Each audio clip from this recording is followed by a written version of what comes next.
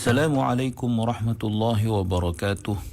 إن الحمد لله نحمده ونستعينه ونستهديه ونستغفره ونتوب إليه ونتوكل عليه ونعوذ بالله من شرور أنفسنا ومن سيئات أعمالنا.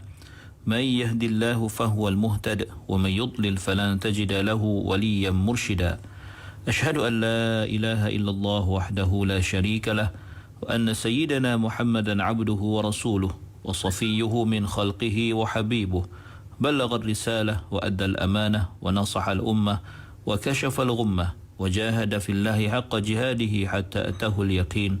اللهم صل على سيدنا محمد وعلى آله وصحبه وبارك وسلم. أما بعد. Muslimin muslimat, sahabat pendengar IKIM yang dirahmati Allah Subhanahu wa taala, marilah sama-sama kita mulakan pagi kita dengan mengucapkan syukur kehadrat Allah di atas segala nikmat yang Allah Taala kurniakan kepada kita, terutamanya nikmat iman dan Islam.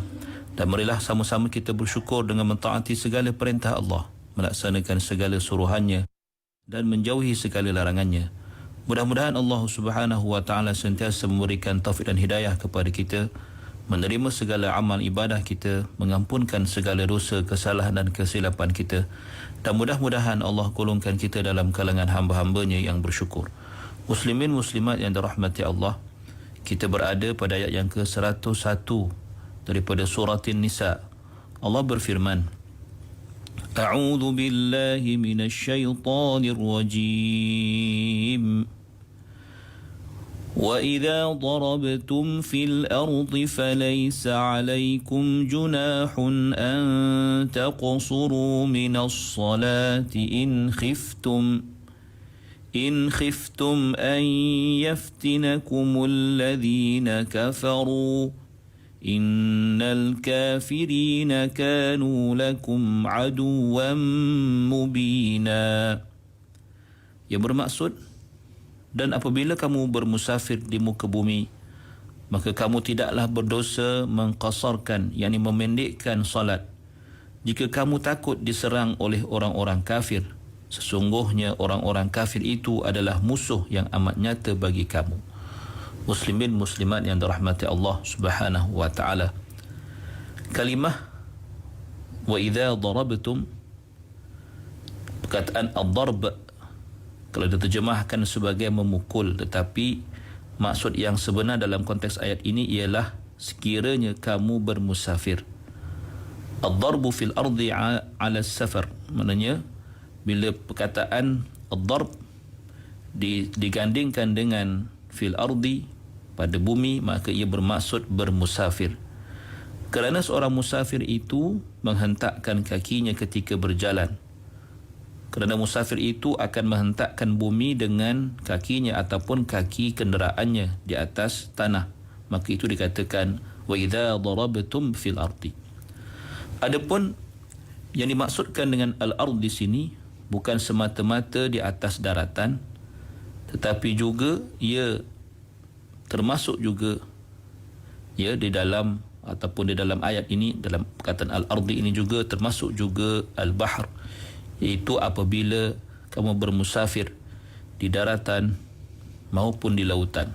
Bahkan dalam konteks pada zaman ini boleh sahaja kita katakan ia meliputi atau termasuk juga bermusafir dengan pengangkutan di udara. Bermaksud, apabila kamu bermusafir, wahai orang-orang yang beriman, di mana sahaja atau ke mana sahaja tempat yang kamu ingin tuju, sama ada melalui jalan darat atau laut atau udara, falaisa alaikum junahun, maka tidaklah menjadi suatu kesalahan atau dosa bagi kamu dalam melakukan an taqsuru minas salah, dalam kamu mengurangkan atau memendekkan apa yang Allah Subhanahu wa taala telah peruntukkan bagi kamu daripada salat kamu, sebagai suatu bukti rahmah Allah ke atas kamu. Manakala kalimah taqsuru di sini daripada al-qasr bermaksud sesuatu yang pendek, dan lawannya ialah al-mad, iaitu sesuatu yang panjang. Bermaksud tidaklah menjadi kesalahan ke atas kamu apabila kamu mengurangkan sesuatu atau memendekkan sesuatu daripada solat kamu. Manakala pada frasa in khiftum an yaftinakumul ladzina kafaru, sekiranya kamu bimbang akan didatangkan fitnah oleh orang-orang kafir terhadap kamu. Ia merupakan suatu jumlah syartiyah, dan jawab syartiyah iaitu menyatakan tentang syarat pelaksanaan ataupun syarat kepada qasar itu. Adapun maksud yang merujuk kepada perkataan ayyaftinakumul ladzina kafar, fitnah di sini bermaksud inzalul adza bil mu'minin, iaitu mendatangkan keburukan terhadap orang-orang beriman.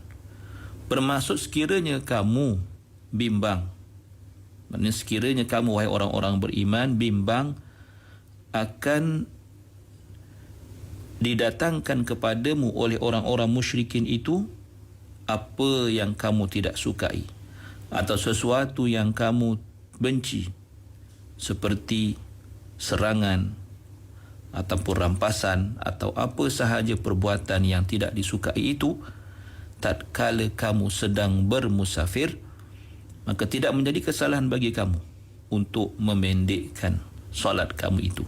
Dan Allah menyatakan innal kafirina kanu lakum aduwwan mubina, sungguhnya orang-orang kafir itu sentiasa, maknanya berterusan permusuhan dengan kamu, kerana permusuhan mereka terhadap orang-orang beriman itu adalah suatu yang zahir, suatu yang jelas, dan kebencian mereka juga suatu yang tidak dapat dinafikan.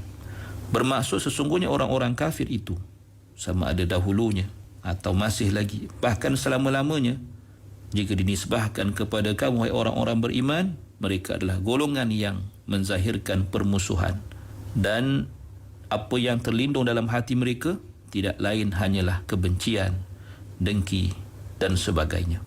Dan kerana itu Allah Ta'ala menyatakan dalam hujung ayat ini dengan dua perkataan, iaitu inna dan juga kanu. Kedua-duanya adalah bermaksud ataupun mengandungi fungsi at-taukid, satu penegasan, suatu confirmation daripada Allah Subhanahu wa Ta'ala tentang permusuhan yang ada, permusuhan yang berakar umbi dalam hati dan sanubari orang-orang kafir dan dizahirkan oleh mereka itu.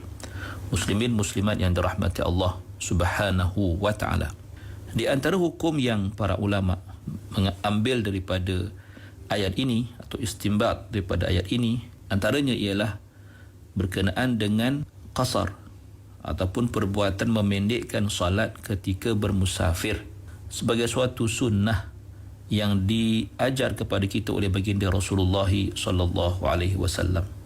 Al-Imam Al-Qurtubi dalam tafsirnya menyatakan bahawa para ulama berbeza pandangan tentang hukum qasar, itu hukum memendekkan solat ketika bermusafir. Terdapat pandangan dari sekumpulan ulama bahawa ia merupakan suatu fard, suatu kefarduan, iaitu pandangan Umar bin Abdul Aziz dan juga para ulama Al-Kufiyin, dan mereka mempunyai hujah dengan hadis Aisyah yang mengatakan bahawa furidatus salatu raka'ataini, fardu telah menjadi satu kefarduan, salat itu difardukan 2 rakaat. Ini adalah pandangan yang dikatakan oleh Al-Imam Al-Qurtubi dalam tafsirnya. Dan terdapat juga pandangan yang mengatakan bahawa diriwayatkan daripada Imam Malik juga mengatakan, pandangan daripada salah satu kumpulan dalam kumpulan mazhab Maliki mengatakan juga qasar juga merupakan satu kefarduan.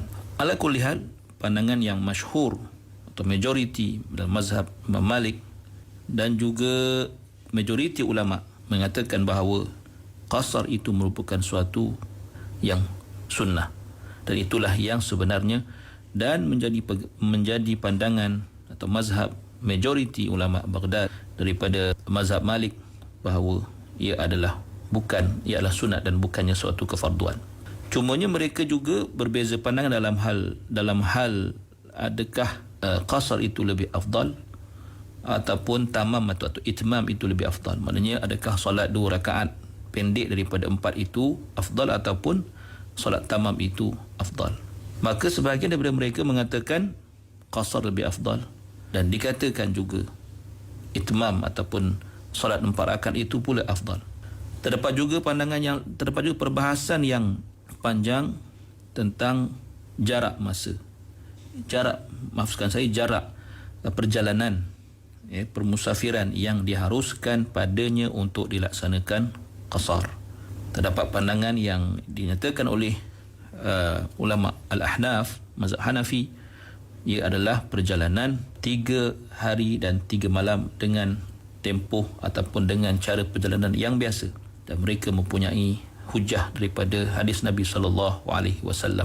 Bermaksud berdasarkan hadis itu, maka apa juga perjalanan yang tidak sampai 3 hari 3 malam tidak dianggap sebagai musafir, tapi dianggap sebagai bermukim. Adapun para ulama al-Malikiyah, Syafi'iyah dan majoriti ulama-ulama lain berpandangan bahawa permusafiran yang diharuskan untuk dilakukan qasar itu ialah perjalanan sejauh atau selama 1 hari 1 malam. Dan ia berdasarkan riwayat daripada Ibn Abbas radhiyallahu anhuma bahawa Nabi sallallahu alaihi wasallam pernah menyatakan tentang hal tersebut, iaitu hendaklah, maksudnya dibolehkan untuk melakukan qasar dalam perjalanan 1 hari dan 1 malam. Dan dalam bentuk kilometer dan sebagainya, para ulama telah menyatakan dengan tuntas dalam kitab fiqh masing-masing, maka bolehlah kita rujuk kepadanya. Muslimin muslimat yang dirahmati Allah. Selain itu juga antara isu dalam solat qasar ini ialah tentang jenis musafir yang diharuskan untuk solat itu diqasarkan. Maka menjadi persetujuan para ulama bahawa qasar itu diharuskan pada permusafiran ketika berjihad untuk mengerjakan haji, umrah, serta apa juga perjalanan yang diharuskan seperti menghubungkan silaturahim dan sebagainya. Maka para ulama secara jumhur menyatakan bahawa keharusan qasar itu pada permusafiran yang diharuskan juga seperti perniagaan dan sebagainya. Dan ulama juga bersetuju bahawa tidak ada qasar bagi permusafiran yang bertujuan maksiat seperti mencuri, merampas dan apa juga perbuatan yang seumpamanya. Muslimin muslimat yang dirahmati Allah Subhanahu wa taala. Antara isu juga ialah tentang tempoh yang menjadikan seorang musafir itu tidak lagi musafir. Kiranya seorang musafir itu berniat untuk tetap tinggal di satu tempat, seperti pandangan Imam Malik dan Syafi'i serta Al-Laits bin Sa'ad bahawa apabila seorang musafir itu berniat untuk tinggal di satu tempat itu selama 4 hari berturut-turut, maka dia tidak boleh lagi mengqasarkan salatnya. Sementara kata Abu Hanifah dan juga para ulama dalam mazhabnya, sekiranya seorang musafir itu berniat untuk tetap berada di suatu tempat selama 15 malam, maka barulah ia tidak boleh untuk qasarkan solatnya. Sekiranya kurang daripada itu, maka dia boleh qasarkan solatnya. Muslimin muslimat yang dirahmati Allah, secara kesimpulannya dalam memahami ayat ini, jumhur ulama mengatakan bahawa maksud ayat ini ialah untuk menerangkan tentang pensyariatan salat ketika bermusafir. Dan yang dikendaki daripada al-qasr di situ ialah qasar dalam bilangan, iaitu bilangan rakaat. Bermaksud seseorang musafir yang bersolat, solat 4 rakaat dibolehkan untuk solat 2 rakaat sahaja. Dan ulama juga mengatakan bahawa hukum solat qasar ini bagi orang musafir ketika keadaan aman sama sahaja seperti ketika keadaan yang gempar ataupun keadaan yang tidak aman. Bermaksud dibolehkan untuk melakukan qasar bagi seorang musafir tanpa mengira sama ada keadaan itu keadaan aman ataupun tidak aman, keadaan yang menakutkan, peperangan, perampasan dan sebagainya. Dalam satu riwayat Imam Muslim dan Ahmad daripada Ya'la bin Umayyah, beliau berkata, aku bertanya Umar ibn al-Khattab radhiyallahu anhu dan aku bacakan ayat, itu ayat yang sedang kita bincang ini. Beliau mengatakan, keadaan sekarang adalah keadaan aman. Maka Umar berkata kepadaku, aku juga merasa pelik dengan hal ini. Lalu aku tanyakan Rasulullah sallallahu alaihi wasallam tentang hal itu.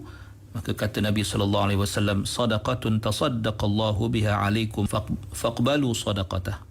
Kata Nabi sallallahu alaihi wasallam, hukum ini adalah suatu sedekah yang Allah kurniakan, berikan kepada kamu, maka terimalah sedekah tersebut. Aqulu qawli hadha wa astaghfirullah al-azim li wa lakum. Wassalamu alaikum warahmatullahi wabarakatuh.